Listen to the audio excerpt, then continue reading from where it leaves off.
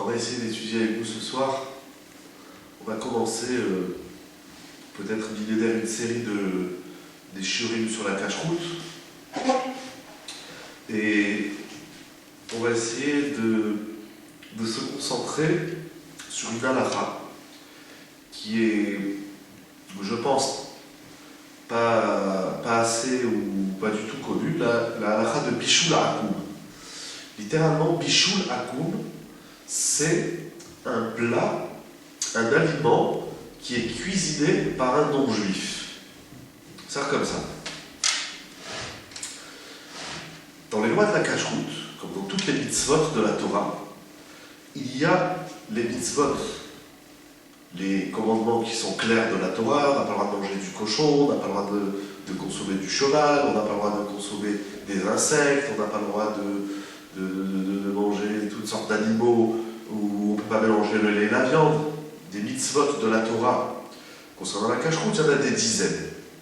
Mais en plus, des mitzvot de la Torah, des commandements de la Torah, qui nous parlent des lois, qu'on appelle aujourd'hui les lois de la cacheroute, il y a aussi des lois qui sont, elles, midérabanan, c'est-à-dire par institution, par décret des chachamim, ce qu'on appelle une gzéra. Comme dans toute la Torah, c'est comme ça. Dans Shabbat, il y a les lois de la Torah, les 39 interdits de Shabbat, on ne peut pas labourer, cuisiner, etc. Il y a aussi les lois de midérabanan, comme Mouktsé, on ne peut pas déplacer un objet, Mouktsé, Shabbat, etc. Donc c'est comme ça dans toute la Torah. Donc, la Gemara nous dit, au traité Avodah Zara, la Medré Aboulbet, que les Chachamim ont interdit de consommer le pain et les aliments des goïms. Alors attention, c'est-à-dire comme ça, cuisiné par les goïms.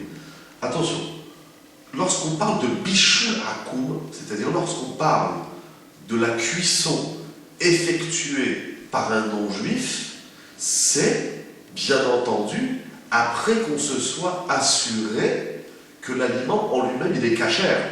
Parce que si l'aliment lui-même, il n'est pas cachère, ça ne change rien. Si c'est un juif ou un non-juif qui le cuisinerait, il est de toutes les façons interdit.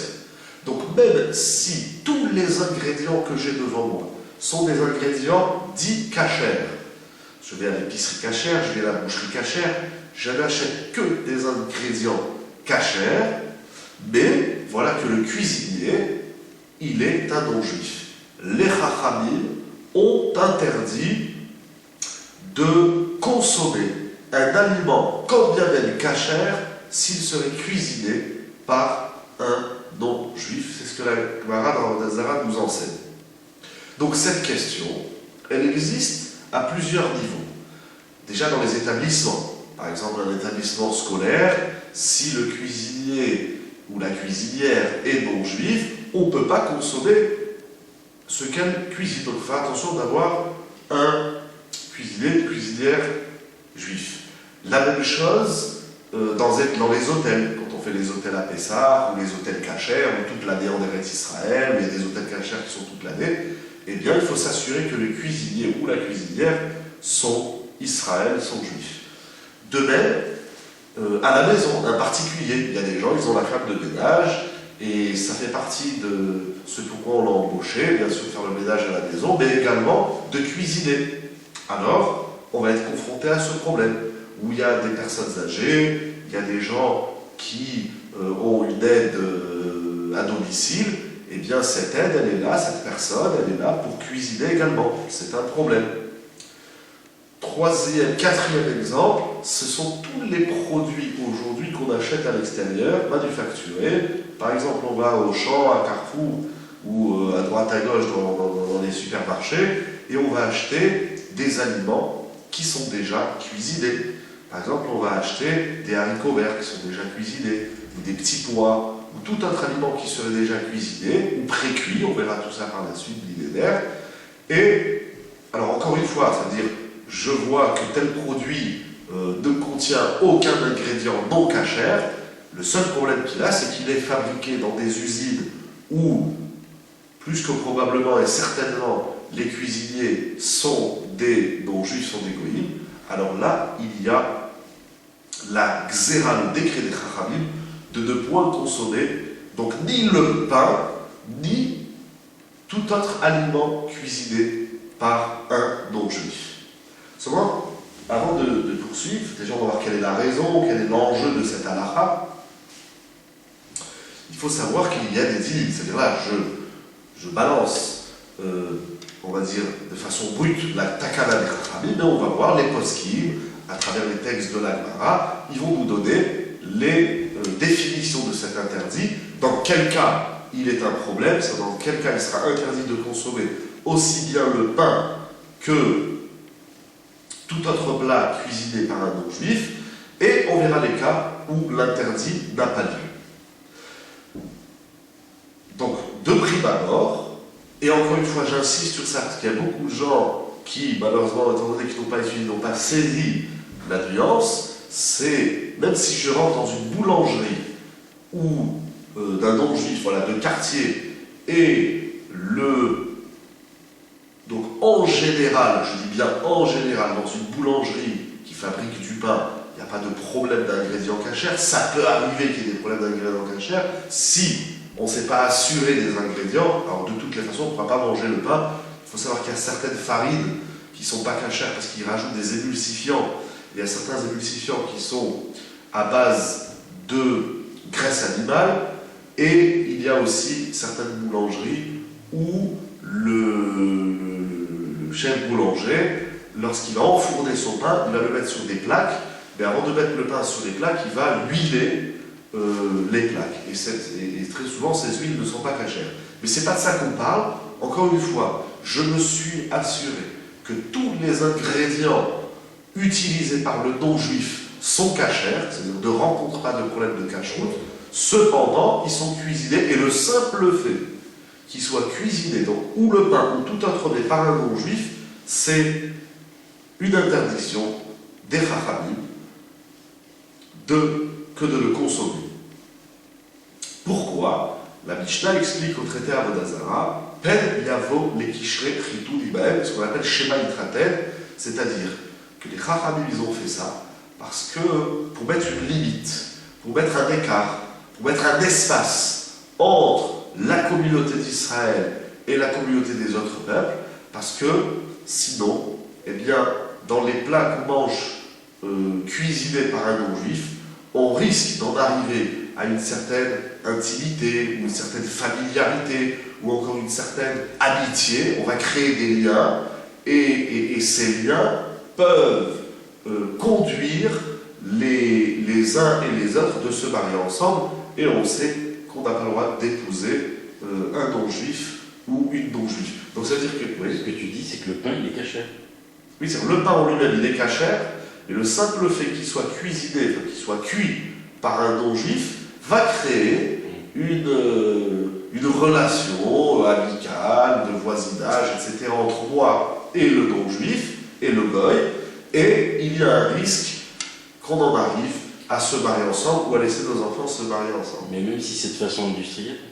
Bon, alors ça, on verra, on va voir. C'est une bonne question, on va voir. Très bien.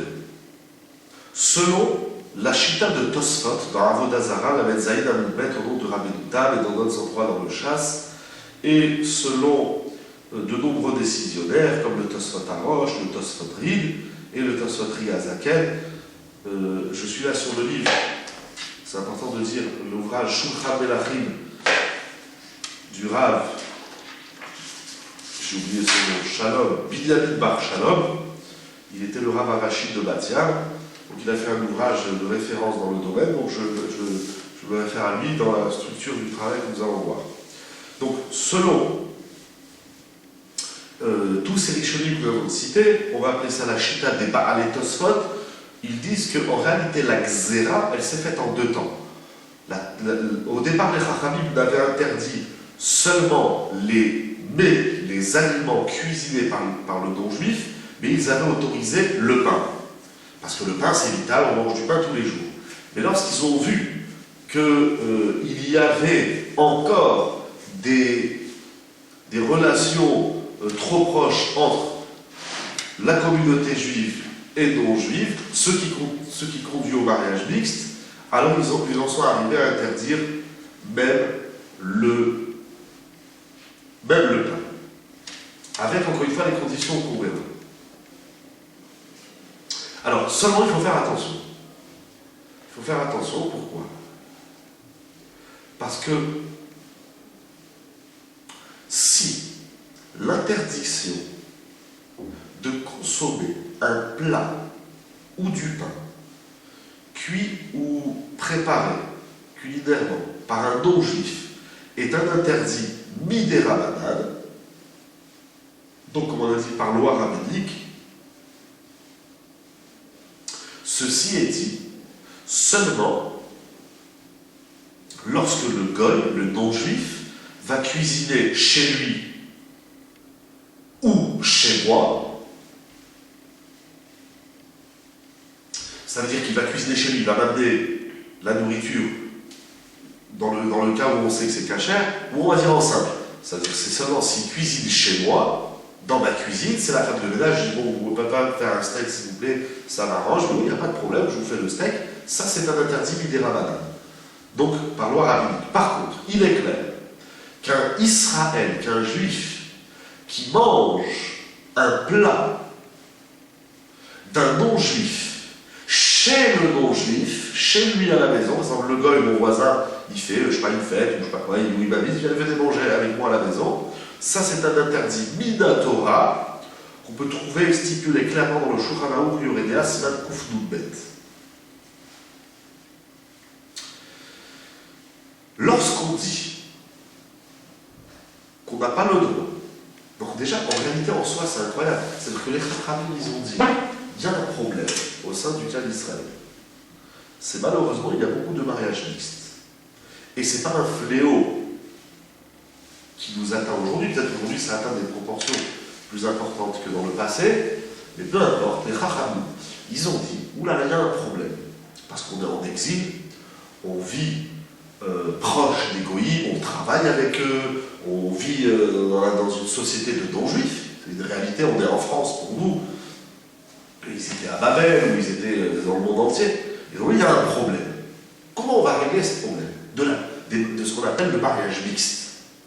Bien sûr, il faut expliquer l'interdiction de se marier avec un non-juif et une non-juive, l'importance de la Torah, l'importance des valeurs, l'importance de la transmission. Tout ça, c'est vrai, mais ça ne suffit pas. Assous Seyag la Torah, c'est qu'on est obligé de mettre des barrières. Alors, les Chachamim ils ont dit, étant donné qu'il y a trop de mariages mixtes, de toutes les façons, un mariage mixte, c'est déjà de trop. Il n'y a pas, on va dire, bon, allez, jusqu'à 2% d'accepte, mais à partir de 5%, 5,75%, comme disent les Français, on n'accepte pas. Non, il n'y a pas. Dès qu'il y a un juif qui se marie avec une non-juive ou une juive qui se marie avec un juif, c'est déjà de trop. C'est déjà grave.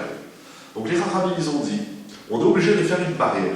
Ça veut dire qu'on est obligé de créer un système qui va empêcher, tant bien que mal et autant que se peut, la proximité trop importante entre la communauté juive et non-juive pour pas qu'on arrive au mariage mixte.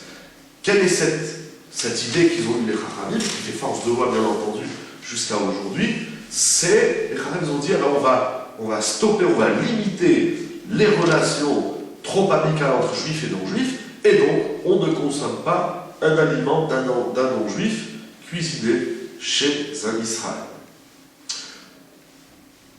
Mais attention, lorsqu'on dit qu'il est interdit de consommer un aliment préparé par un non-juif, de peur qu'on en vienne à se marier avec ses enfants, il ne faut pas dire, bon maintenant, alors, si c'est un gars qui n'a pas d'enfant, ou s'il est vieux, un papy de 90 ans, ou une vieille dame de 90 ans, elle est non-juive, elle est dans l'immeuble, elle dit, bon, si vous voulez, moi je viens vous faire des gâteaux. Je sais que bientôt chez nous c'est les fêtes, je viens vous faire des gâteaux. Donc je risque pas de me marier avec ses enfants, peut-être qu'elle n'en a pas, ou peut-être qu'elle n'en a plus, ou peut-être qu'ils sont pas là, ou peut-être encore plus simple, c'est voilà, elle est une jeune fille de 12 ans, de l'immeuble, et on ne rentre pas dans tout ça. Les Chachamim ils nous ont donné des règles, ils ont donné une loi avec une raison. On ne va pas dire aussi, bon, il y a certaines sectes chez les goïms qui ne se marient pas. Dans tous les cas de figure, les Chachamim, ils ont interdit. Donc comme on a dit, même, c'est écrit dans les poskim, dans le Rashba, dans les Knesset Agdola, donc ça c'est déjà un premier cas fréquent et qu'on tient dans la halakha. Comme on a dit, une femme de ménage, si elle est à la maison, on ne peut pas lui demander de cuisiner pour nous, c'est interdit. Et si toi, tu peux vraiment pas cuisiner? Parce T'es que- malade, je sais pas quoi. Alors, on verra par la suite qu'est-ce que ça veut dire cuisiner par le non-juif. Mais de prime abord, c'est assourd. C'est assourd. Si une personne, effectivement, c'est des cas qui se posent chez les personnes âgées, c'est les personnes malades, il faut trouver quelqu'un qui vient tous les jours, ou au moins 2, 3, 4 fois par semaine pour lui préparer à manger, après il met au frigidaire, il sort, il met chaud dans le micro, etc. Peu importe le nombre de fois que j'ai besoin que quelqu'un vienne cuisiner pour moi, c'est assourd de prendre un non-juif, pas sourd. Et il cherchera un juif de la communauté.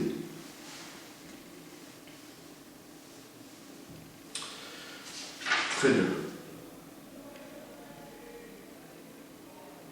Bien sûr, il n'y a pas de différence, ils expliquent les Rishonim, qu'il n'y a pas de différence si le non-juif qui cuisine, il est idolâtre ou pas. À partir du moment où j'ai pas le droit d'épouser ses enfants, ça ne change pas s'il va à l'église ou pas. Dans tous les cas de figure, c'est à son. Il y a une autre raison qui est stipulée dans Rashi, dans Masechet Avodah Zarah. Rashi dit, il donne une deuxième raison. Il dit pourquoi on n'a pas le droit de consommer un aliment préparé par un non-juif. Il dit Rashi, Shema ya'achilenu davar tameh. Parce qu'on craint que le non-juif en arrive, on va dire, par mégarde ou par absence de connaissance, de me faire consommer un aliment pas cachère. C'est moi, je dis, voilà, je vous donne tous les ingrédients, voilà mon rôti, voilà mon poulet, voilà les arômes que vous allez utiliser, voilà les épices, voilà la casserole, voilà ci, voilà ça, tout est là, tout est dans ma cuisine, donc apparemment il n'y a pas de raison d'interdire. Mais Rachid, il explique, il dit, mais peut-être que le goy, sans que tu le saches, et même si c'est pas de mauvaise foi, il dit, tiens, ce rôti, il manque un peu de goût, je vais rajouter du lait. Lui, il ne le fait pas méchamment. Et il faut savoir qu'effectivement, c'est des cas qui arrivent tous les jours dans les cuisines. Lorsqu'il y a un non-juif dans la cuisine, eh bien, c'est pas méchant. Lui, on a même vu des cas où le goy, le non-juif, pensant bien faire, il est venu avec des ustensiles. Il a dit, bon, la casserole du rabbin, elle est pas top. Il est venu avec sa propre casserole. Et toi, tu vas pas tous les jours dans ta cuisine, mais au bout du semaine, il dit, qu'est-ce que c'est cette casserole? Et la femme de ménage, le goy, la goyette, il dit, c'est la mienne. Il dit, mais madame, je vous ai dit, mais j'ai voulu bien faire. Donc Rachid, il y a un deuxième rachach et un deuxième risque, c'est que le goy, encore une fois, sans volonté de me faire trébucher, mais tout simplement, il ne sait pas, il dit, bon, allez, il manque un peu des ingrédients, il va au champ, il va à Carrefour, il va à l'épicerie d'en bas, et il achète quelque chose qui serait malheureusement pas cher, et il risque de me le faire consommer. Très bien. Alors, maintenant, passons. Ça, c'est la règle générale. Maintenant, rentrons un peu plus dans le détail. Dans la Gemara, au traité Avodah Zarah, toujours toute cette souga est au traité Avodah Zarah, Daf la Medhe, la Medva, la Medzaï, la Medret, etc. Dans la Gemara, il est rapporté 2 conditions pour interdire un aliment préparé, cuisiné par un non-juif. Première condition, il faut que ça soit un aliment qui ne se mange pas cru. Donc par exemple, une pomme de terre, ça ne se mange pas cru. De la viande, ça ne se mange pas cru. Donc tout aliment qui ne se mange pas cru, donc qui nécessite une préparation culinaire, celui-ci est concerné par l'interdit. C'est-à-dire que s'il est cuisiné par un non-juif, je n'ai pas le droit de le manger. Mais tout aliment qui se mange cru, par exemple, des carottes, ça se mange cru, des pommes, ça se mange cru, bon, c'est sûr, on va pas faire la liste de tout ce qui se mange cru, le chou, ça se mange cru, etc. Donc tout ce qui se mange, ce qu'on appelle Ne'echal Chai, tout ce qui se mange cru, n'est pas concerné par l'interdit. Donc c'est-à-dire si le gars il vient à la maison et il me fait une soupe, il va mettre des carottes, il va mettre du chou et il va mettre, je sais pas moi, bon voilà, j'ai pas d'autre exemple en tête, des tomates, et il fait bouillir tout ça, il mixe, il fait une soupe, j'ai le droit de la manger parce que le plat qu'il a préparé est composé d'ingrédients qui se mangent crus. Par contre, s'il fait une soupe avec des pommes de terre, avec des courgettes et avec du poireau, ce sont des aliments qui ne se mangent pas crus, de manière générale, eh bien, je ne peux pas manger cette soupe. Ok? Est-ce que c'est clair? C'est une soupe? Très bien. Deuxième condition, il faut que l'aliment que le goy ait cuisiné soit un aliment qui, comme c'est dit dans la halakha, qui c'est un aliment littéralement sherolé al shulchan melachim. C'est-à-dire, littéralement, c'est un aliment qui pourrait monter sur la table du roi. Aujourd'hui, on appelle ça des repas ministériels, des repas de grande classe. Donc ça veut dire déconcerner, c'est comme ça que va dire le Shulchan Aruch dans Yoredea Siman Kuf Gimel, c'est là-bas où se trouve, c'est à la grotte. L'interdiction de consommer un aliment cuisiné par un non-juif ne concerne seulement des aliments qui ne se mangent pas crus et seulement des aliments qui montent sur les tables des ministres ou des présidents. Prenons un exemple. Le maïs, ça ne se mange pas cru. D'ordinaire, il y en a qui mangent cru, mais dans ces halakot, on regarde toujours la majorité. On va dire, en France, en tout cas à Nice, chez nous, dans les Alpes-Maritimes, les gens ne mangent pas le maïs cru. On le fait bouillir, sans parler des problèmes de petites bestioles qui se baladent dans le maïs, sans parler de ça. Donc le maïs, il ne se mange pas cru. Donc maintenant, si le goy, il vient chez moi, il me fait du maïs, il me fait bouillir le maïs. Apparemment, je n'aurai pas le droit de le manger. Vous dites non, mais il y a une deuxième condition. La deuxième condition, c'est que Bishul Akoum ne concerne qu'un aliment qui monte sur la table des rois. Or, un maïs bouilli, ça ne monte pas sur la table des rois. Les ministres ne mangent pas du maïs comme ça, ils ne croquent pas du maïs. Donc, j'ai le droit de le manger. Donc, ça veut dire que pour interdire. Pourquoi pas? Bon, alors on va avoir l'idée. Non, ça veut dire. Si le dimanche, le président ou le ministre il a envie de manger son maïs, il fait ce qu'il veut. Mais dans l'état ministériel, on fait des bons plats, on appelle des grands traiteurs, et on fait des plats. Peut-être pas comme ça, mais avec un couteau, ou je sais pas quoi. Non, ils ne mangent pas, ils ne mangent pas. Il y a des trucs qu'ils ne mangent pas. Des carottes, ils vont manger, des betteraves, ils mangent, mais ils ne mangent pas ils mangent des sushis, des saucisses, des trucs comme ça. Mais, je prends un exemple, après il y a encore beaucoup d'autres exemples. Mais voilà, le maïs, ça ne monte pas sur la table ministérielle. C'est le maïs, on donne aux poules et on donne aux animaux. Et aux gens qui n'ont pas d'argent pour acheter des truffes et des beaux champignons de Paris. Sinon, on ne mange pas les. Alors, donc je reprends l'exemple du maïs. Le maïs, il ne se mange pas cru, donc il répond à une condition, mais il ne monte pas sur les tables ministérielles, sur les tables royales. Donc, puisqu'il ne répond pas aux deux conditions pour interdire, je peux manger, je peux dire à la femme de ménage, faites-moi bouillir du maïs. Donc encore une fois, pour interdire, il faut l'association des deux conditions. Il faut que ce soit un aliment qui ne se mange pas cru, et il faut que ce soit un aliment qui monte sur la table des rois. Donc par exemple, j'ai pris l'exemple des saucisses. Ils font des cocktails, des bonnes petites saucisses d'agneau ou de veau. Alors ça ne se mange pas cru, et ça monte sur les tables ministérielles. On fait des jolis cocktails ou des apéritifs ministériels, où les rois, enfin aujourd'hui les ministres, les présidents. Donc je ne peux pas dire à la Goya, je ne peux pas dire à la femme de ménage, faites-moi bouillir des saucisses. Parce que là, il y a les deux conditions, ça ne se mange pas cru et ça monte sur la table des rois. Mais je peux lui dire, faites-moi bouillir des carottes, faites-moi une sauce tomate avec des tomates. Parce que les tomates, ça se mange cru. Donc s'il manque l'une ou l'autre condition, le goy il pourra cuisiner. Quelle est la raison? La raison, c'est comme ça. C'est qu'à partir du moment où l'aliment il se mange cru, donc c'est vrai que le goy, lui, il va le préparer. Je prends une tomate. Une tomate, ça se mange cru. Alors, c'est vrai que la tomate, elle monte sur la table des rois. Mais puisqu'elle se mange crue, elle est plus concernée par l'interdiction de Bishul Akoum. Pourquoi? C'est vrai qu'une tomate, une belle tomate bien fraîche, une bonne tomate, on achète au marché, il y a des tomates spéciales pour la sauce tomate. Alors, c'est vrai que si le goy, il prend 1 kilo de tomates et il en fait une sauce, il a fait revenir avec des arômes, avec des épices, la tomate, elle va être meilleure. Une super sauce tomate pour les pâtes ou pour la viande, ce que tu veux. C'est vrai qu'il m'a fait une belle sauce tomate. Mais en réalité, ce qu'il a fait, c'est que l'amélioration d'un état existant déjà, il n'a pas transformé l'aliment. Parce que l'aliment, même s'il n'avait pas fait sa sauce tomate, j'aurais pu le manger. Il a sublimé l'aliment. C'est vrai qu'il a sublimé. Mais l'aliment, il était déjà consommable. L'aliment, il existait déjà. Par contre, si maintenant il fait une salade de poireaux, ou s'il fait, je sais pas, une bonne soupe, je sais pas moi, avec des légumes, avec du poireau, avec, voilà, etc. Alors, l'aliment, il n'était pas consommable, donc c'est lui qui va le rendre consommable.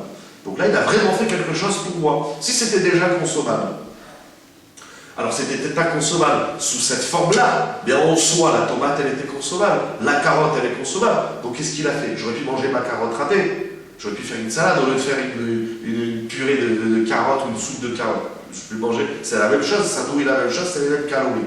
Voire c'est même mieux cru que cuit. Donc ça veut dire qu'il n'y a pas une marmita, il n'y a pas quelque chose. Le gars, pour moi, bien sûr qu'il a fait, en soi il a fait une belle sauce tomate, ça lui a pris une heure, etc. C'est clair. Mais par rapport à l'aliment, il n'a pas fait grand chose, il était déjà consommable. Donc c'est ça que les Chachamim, ils ont permis.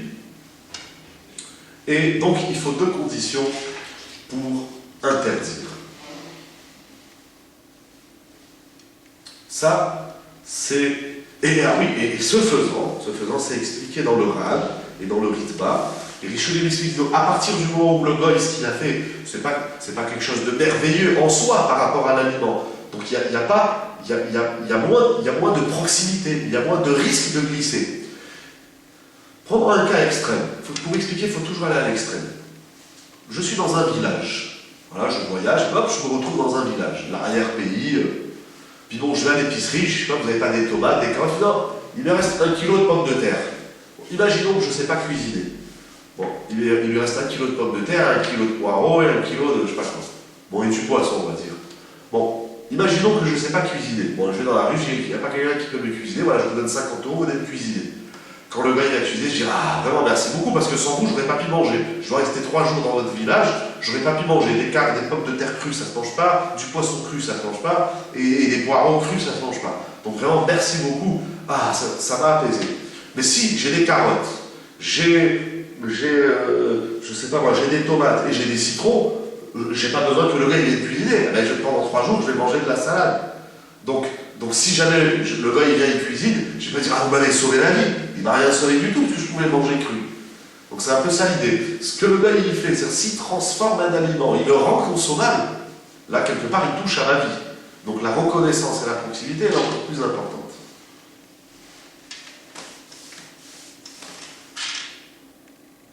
Oh.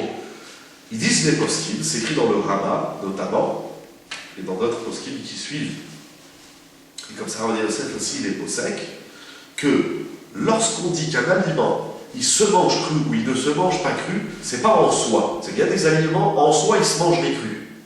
Moi, je connais des gens qui me disent qu'ils mangent les betteraves, ils les mangent crues. Parce que manger en Europe de l'Est, manger les betteraves crues. Bon, très bien. Donc, ça veut dire en soi, la betterave, elle se mange crue. Non, c'est pas ça. On ne regarde pas si l'aliment en lui-même, il est consommable cru. On regarde dans la région dans laquelle tu te trouves, comment on le consomme. Si la région dans laquelle tu te trouves, c'est pour ça que d'une région à une autre, ça peut changer. C'est ça qui est un peu subtil et nuancé dans cette halakha. Ça veut dire, si par exemple chez nous à Nice, les betteraves on ne les mange pas crues, même si à Marseille ils les mangent crues, alors pour eux ce sera permis, mais pour nous ce sera interdit. C'est pour ça que des fois les gens ils disent, non ça se mange cru, on les regarde comme ça. Par exemple en France, aujourd'hui on fait des sushis. Les sushis c'est souvent du poisson cru. Mais avant, qui c'est qui mangeait le poisson cru? Jusqu'à que les sushis ils arrivent en France, il n'y avait que les Chinois, les Asiatiques qui mangeaient le poisson cru.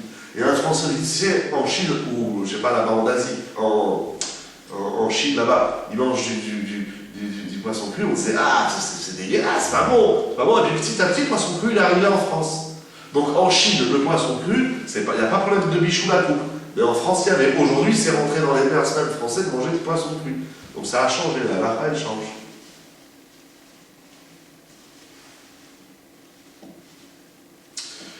Ok, ça c'est concernant. Alors un exemple.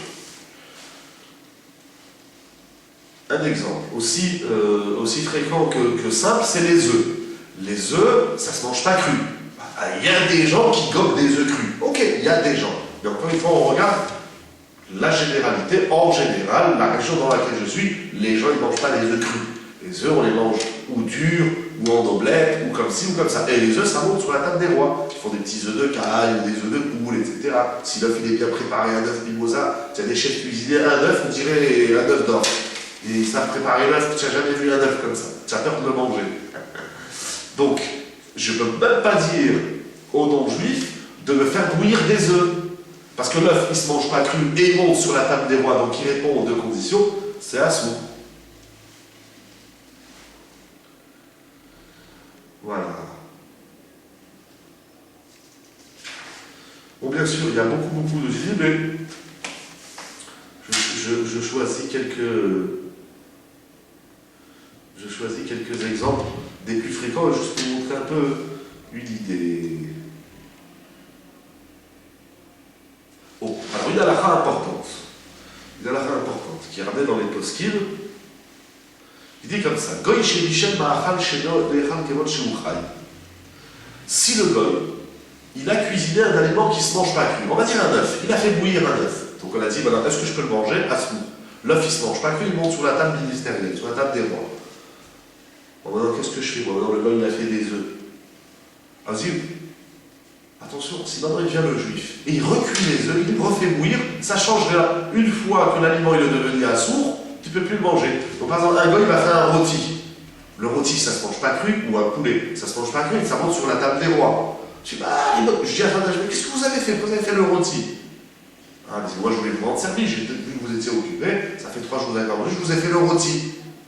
Ah, bon, chalot là. C'est en plein milieu de la cuisson. Oh, on va parler de ça, c'est une bonne question.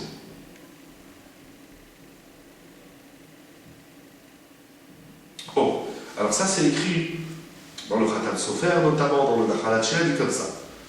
Donc, dans le premier cas, si le gars il a fini la cuisson, et moi je recuis, parce que bon, dans le rôti il est cuit, je le laisse encore un quart d'heure dans le four, c'est trop tard. Une fois que le rôti il est cuit par la goya, eh bien il est cuit, c'est fini, tu ne peux plus le manger, assourd. Il dit maintenant, si le goy, le non-juif, il a cuisiné l'aliment partiellement, donc ça veut dire, moi j'arrive et je vois que le rôti il a commencé à cuire, mais il n'est pas encore consommable. Je vois je le coupe à terre, je vois qu'il est encore cru. Et c'est le juif qui vient après. Donc il va l'enlever du feu, il va le remettre sur le feu, il va touiller, il va participer à la cuisson. Ça, ce sera permis de le consommer, parce que ça s'appelle que c'est moi qui ai terminé la cuisson, c'est pas le non-juif. Mais alors je comprends pas le juif qui va allumer le four pour le pain. Alors on va voir, tout ça on va voir, c'est des bonnes questions.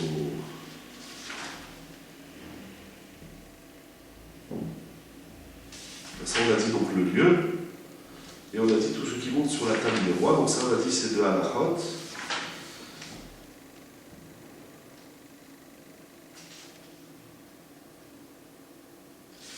Bon, il y a beaucoup, il y a des centaines de halachot. Voilà.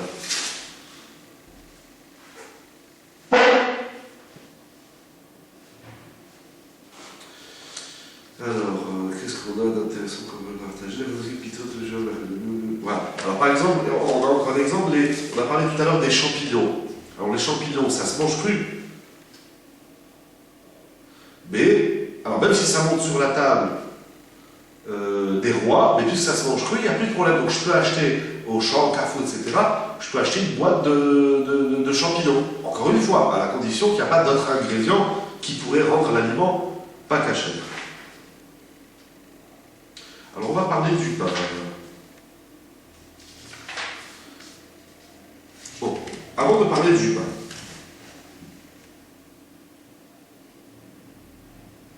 voilà. Si maintenant, donc on va commencer à dire ça un petit peu, et comme ça c'est écrit dans la Gemara et dans le Rambam. Si le juif participe à la cuisson, alors c'est permis de consommer cet aliment. Qu'est-ce que ça veut dire participer à la cuisson? Alors, selon le Rambam, et tel a été fixé l'halakha d'après Rav Yosef Karo, d'après le Shulchan Aruch, il faut que le juif participe à la cuisson de l'aliment de façon active. Il doit faire une action. Par exemple, il y a deux possibilités, ou bien il faut poser la casserole sur le feu. Donc, par exemple, si le goy, donc qu'est-ce que je fais? Je vais dans la cuisine, je mets les casseroles sur le feu, bien sûr le feu est allumé, parce que s'il est éteint, ça ne sert à rien. Donc le gars, il peut allumer le feu, qu'il fasse ce qu'il veut, il allume le feu. Moi je viens, je mets la casserole des pâtes, je mets la casserole du rôti, je mets la casserole du poisson, et après c'est lui qui fait la cuisson. Mais là j'ai participé activement à la cuisson. Ou bien, deuxième possibilité, ça peut être que le goy il ait mis la casserole sur le feu et moi je vais touiller, parce qu'on sait que de temps en temps il faut retourner le rôti ou il faut retourner le poisson, je vais participer à la cuisson. Pardon, ça c'est d'après le Shulchan Aroukh, d'après Rav Yosef Karo. Selon le Rama, et c'est comme ça que font les Ashkenazim, il n'y a pas besoin d'une participation active à la cuisson, à la préparation de l'aliment, mais il faut une participation minime. J'appelle ça comme ça. Que ça dit une participation minime, eh bien, le Rama il appelle ça chitouy agechalim. C'est-à-dire ça suffit d'allumer le feu. Donc, d'après les Ashkenazim, si tu as une femme de ménage qui doit cuisiner pour toi, tu lui dis, madame, avant de faire quoi que ce soit, c'est moi qui allume le feu, c'est moi qui allume le four. Une fois que tu as allumé le feu, et c'est ce qu'ils font les Ashkenazim, par exemple dans les restaurants, ou dans les hôtels, le chômeur il vient, il allume le feu, et il laisse le feu allumé toute la journée, ou le four, et le gars il vient, il met une casserole, deuxième casserole. Pour les Ashkenazim, ça suffit. C'est très bien. C'est comme ça qu'il est possède le Rama.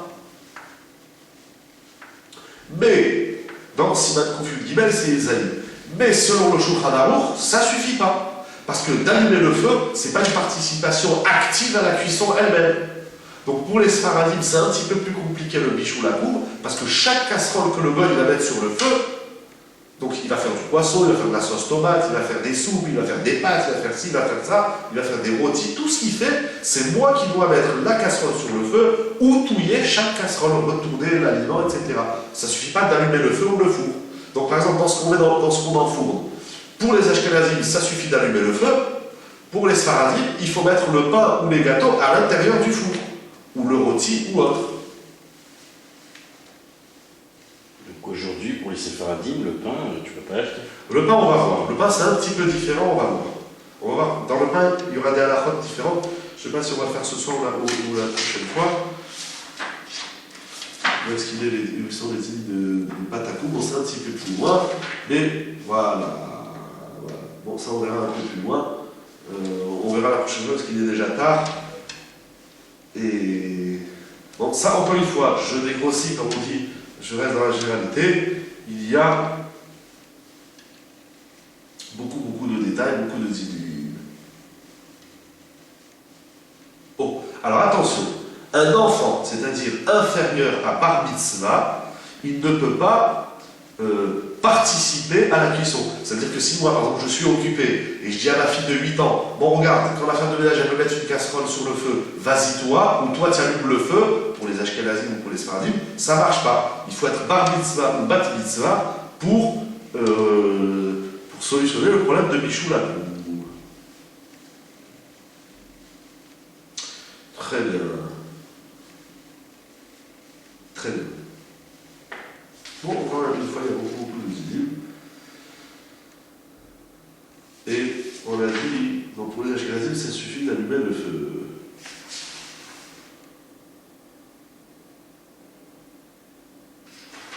Qu'est-ce qu'on va dire encore? Ok, bon ça. Donc pour le Rama, tout ça, ça suffit. Ça suffit d'allumer le feu.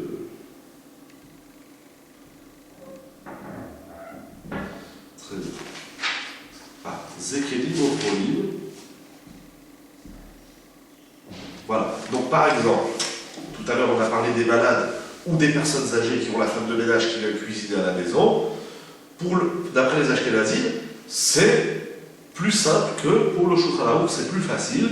C'est-à-dire que, eh bien, ça on peut demander à la personne âgée ou on peut demander au malade, si bien sûr quand c'est bien qu'il arrive, si son idéalité il ne peut pas bouger. Et quand la femme de ménage, quand la cuisinière, le cuisinier il arrive, il dit attendez, j'allume le feu et après il continue à faire ce qu'il a à faire et le loin il cuisine. Mais pour le Shulchan Aroukh, pour les Sfaradim, cela ne suffit pas, puisqu'on a dit il faut mettre la casserole sur le feu, ou il faut... Voilà. Bien sûr, lorsqu'on a pris le Shulchan Aroukh, on dit qu'il faut placer la casserole sur le feu, c'est-à-dire il faut mettre la casserole à un endroit où l'aliment il peut cuisiner. C'est pas je lui mets sur le plan de travail, il me dit bon mettez-la ici, après moi je la mettrai sur le feu. Non, ça marche pas, je lui dis, dis-moi où tu veux la mettre exactement. Donc, comme on l'a dit, la même chose, si le juif il a posé la casserole sur le feu, mais le feu il n'est pas encore allumé, ça ne marche pas non plus. Bien entendu, comme ça c'est dit de toutes les façons clairement dans les Rishonim, dans les tomates à l'échelle par exemple. Tout ça, c'est évident.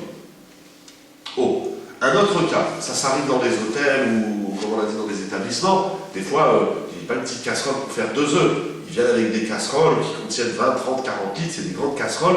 Alors, si moi je mets la casserole vide sur le feu et après le gars il met l'eau et les pâtes, ça ne marche pas. Il faut que je mette la casserole avec les aliments. Si j'arrive pas tout seul, je me ferai aider. Bien entendu. Alors maintenant, on ne va pas rentrer dans tous ces cas, mais il faut savoir que c'est des choses qui existent. Les gens ils ne se rendent pas compte de toutes les façons.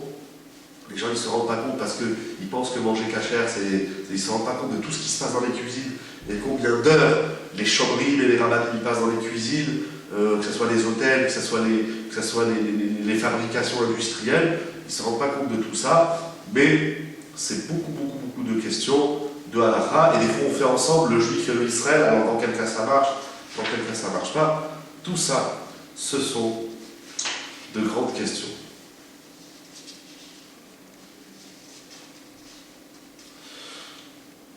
Voilà, est-ce que vous avez quelques halakhot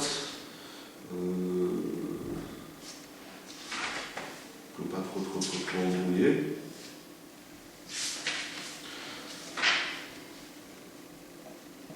Bon, peut-être que... non, voilà, on va finir avec ça, parce que ça c'est très important. Voilà. C'est pas grave si on a déjà fait presque une demi-heure ou un peu plus, c'est pas très grave, c'est important au moins de finir dans une vue globale. Lorsqu'on a dit que les Chachamim ont interdit la cuisson, donc un aliment préparé par un non-juif, il parlait, on sait qu'aujourd'hui, il y a plusieurs types de chaleur. Bien sûr, il y a le feu, il y a l'électricité, il y a le micro-ondes, il y a d'autres façons de préparer des aliments. Alors, de quel type de préparation les Chachamim ont interdit? Donc, dans un premier temps, ils ont interdit le feu. Le feu, ça veut dire que si le gars il allume le feu, il met la casserole dessus, c'est le feu qui cuit, c'est assaut. Maintenant, de même, ils ont interdit ce qu'on appelle toldot haesh. Imaginons il n'a pas mis la casserole sur le feu directement. Il a fait bouillir de l'eau. Ça, c'est des choses, on fait des soupes comme ça, instantanées ou autre. Imaginons que le goy, il a fait bouillir de l'eau dans la bouilloire, et après il verse l'eau chaude sur l'aliment, ou bien il enlève, ou bien dans l'eau chaude de la bouilloire, il va mettre quelque chose qui va cuire, parce que ça cuit très vite. Ça aussi, c'est assou. Ça, même si j'ai enlevé la casserole d'eau du feu, et le goy il met à l'intérieur l'aliment, ça ne marche pas. Donc le feu et les dérivés du feu, c'est interdit. Donc lorsqu'on parle du feu, on parle aussi bien de cuisson que de griller. C'est-à-dire que si on faire des grillades, imaginons qu'on va faire des grillades, puis le voisin dit, vous savez, moi je suis expert, je sais faire des feux de camp, je sais faire des grillades, il vient, il nous fait cuire les merguez et les steaks sur le grill, que ce soit dans un premier temps un grill à feu, c'est sûr que c'est assourd, c'est interdit. Quand on parle de cuisson, on parle aussi bien de cuisson dans l'eau. Donc c'est-à-dire on met de l'eau, on met des pâtes, ça s'appelle cuisson. De même, friture. Un gars, il ne peut pas faire frire du poisson ou de la viande, ça aussi c'est assourd.